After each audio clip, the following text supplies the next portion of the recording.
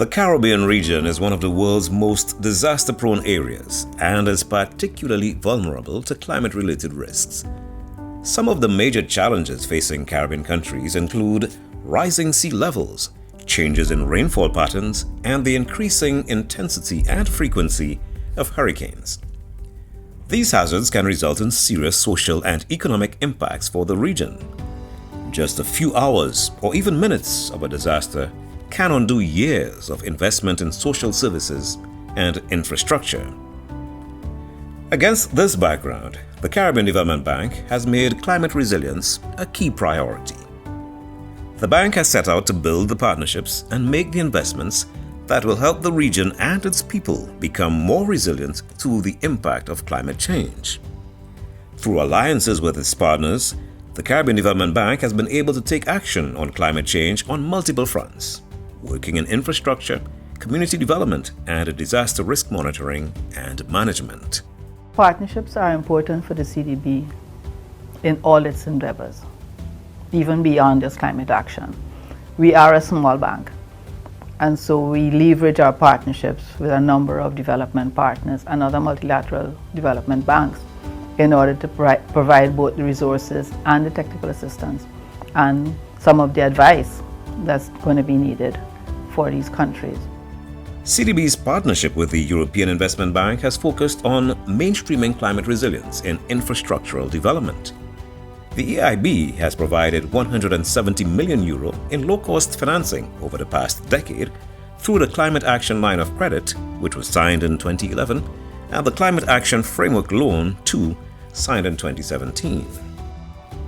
This funding has allowed CDB to provide low-cost financing to its borrowing member countries for projects that create safer and greener infrastructure designed to better withstand or even mitigate climate change impacts such as flooding, droughts, and hurricanes.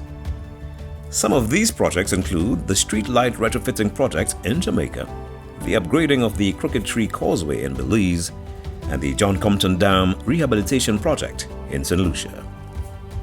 The John Compton Dam essentially is the premier water supply source for St. Lucia, essentially serving the Castries and the northern area where the bulk of the population resides. So the reservoir was impacted by two extreme weather events in 2010 and 2013, one being Hurricane Thomas and the other one being called the Christmas Eve Trough. What that did essentially is very heavy rainfall from both of those events, causing some serious landslides, bringing a lot of sediment into the reservoir itself. So the project as it stands right now will involve the dredging of the sediment from the reservoir, then the transport of the sediment via the pipeline, and then the disposal of the sediment in what we call the sediment disposal area. So that area is being prepared now for accepting the sediment via the pipeline, and that activity is due to commence in June of this year.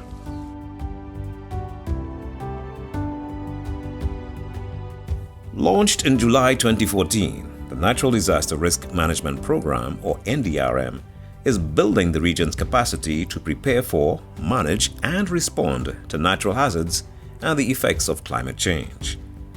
The program is a €20 million initiative of the African, Caribbean, and Pacific ACP group of states, funded by the European Union. CDB is one of the implementing partners in this program. The NDRM funds regional, national, and community-level initiatives to enhance disaster risk management and climate resilience, including training, risk assessment and monitoring, research and planning projects. For Jamaica, the program has been critical to the improvement of early warning systems for the Rio Cobre watershed, making the community and commuters better prepared in the event of potential flooding. We are the Water Resources Authority, so apart from being concerned with groundwater and general surface water for distribution and use, we are also concerned with water at flood stages. We are dependent on to tell people, for instance, what are the heights of floods and what are the effects of floods. And so this will help us to, at the end of the day, to bring up to bring forward to the public more accurate information, more timely information. And it is the timeliness that is critical, because this timeliness is what actually saves lives.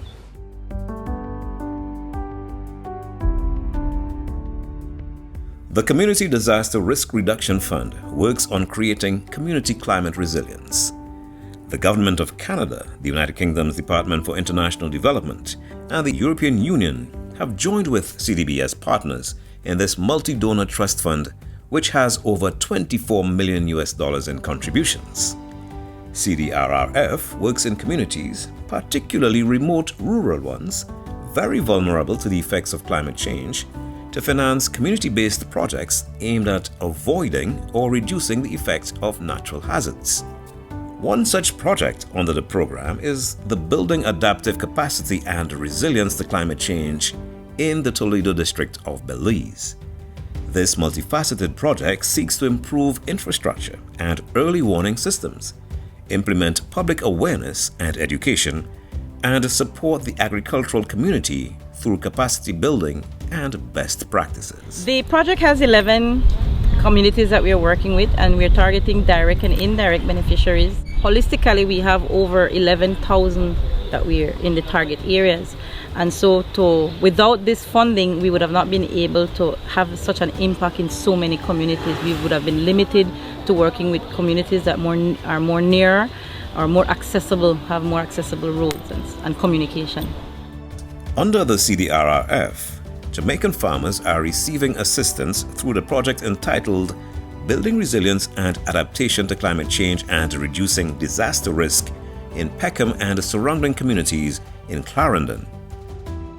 The project focuses primarily on 4 components. We're looking at addressing land and water management through a number of training techniques, a number of workshops.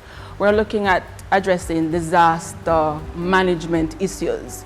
So we are working with the farmers in about 5 of these communities to put together community adaptation plans so that the residents and the other support groups in the community can better plan for and prepare for natural disasters or any disaster whenever they occur. We're looking at public education and awareness, because that is very, very important. We're looking at enhancing livelihoods, and that is where we will introduce certain crops, help the farmers to practice better and more sustainable farming practices, as well as introducing what we call adaptive technologies. And all of that is incorporated into a number of activities that we would have started from early 2018, and which should culminate in October of this year.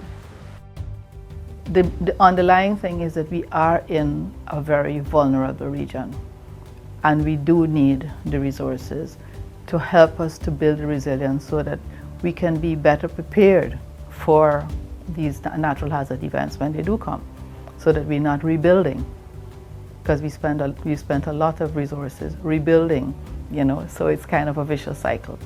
So we're hoping that these climate resources, which are largely concessionary, would help to break that cycle. These funding programs are improving the countries, the communities, and the lives of our Caribbean people. Climate change is here. That is why action is important.